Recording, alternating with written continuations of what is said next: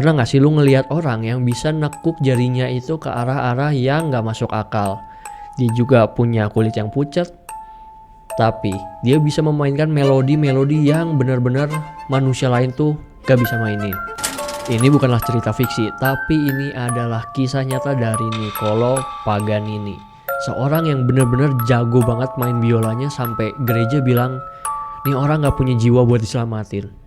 Dan malam ini kita bakal bedah salah satu cerita kematian dari anak iblis ini yang jasadnya itu ditolak bumi selama 36 tahun. So, this is the spooky tale.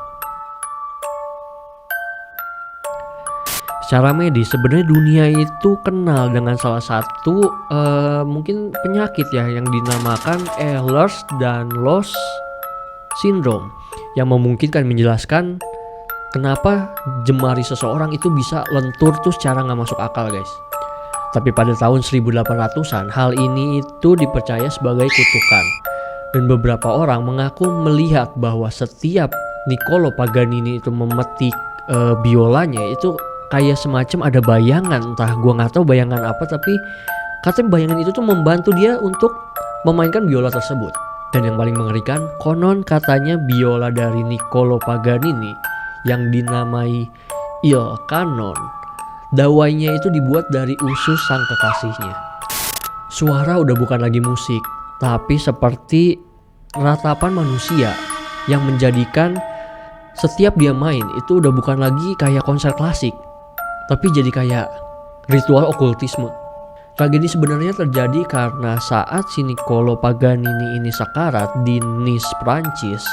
Dia itu coba mengusir semua pendeta yang mau ngasih sakramen terakhir gitu.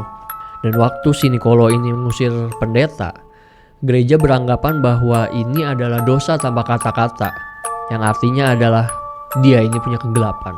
Waktu dia wafat pada tahun 1840, udah jelas gereja menolak jasadnya. Dan gereja ngelarang bahwa dia ini gak boleh dikuburin di tanah suci. Lu bayangin seorang musisi yang benar-benar gede banget sebesar Niccolò Paganini itu jasadnya ditolak di Genoa, di Parma, dan di semua tempat kelahirannya. Jadi bisa dibilang dia ini pengembara di dalam peti mati. Dan dia juga memiliki seorang putra.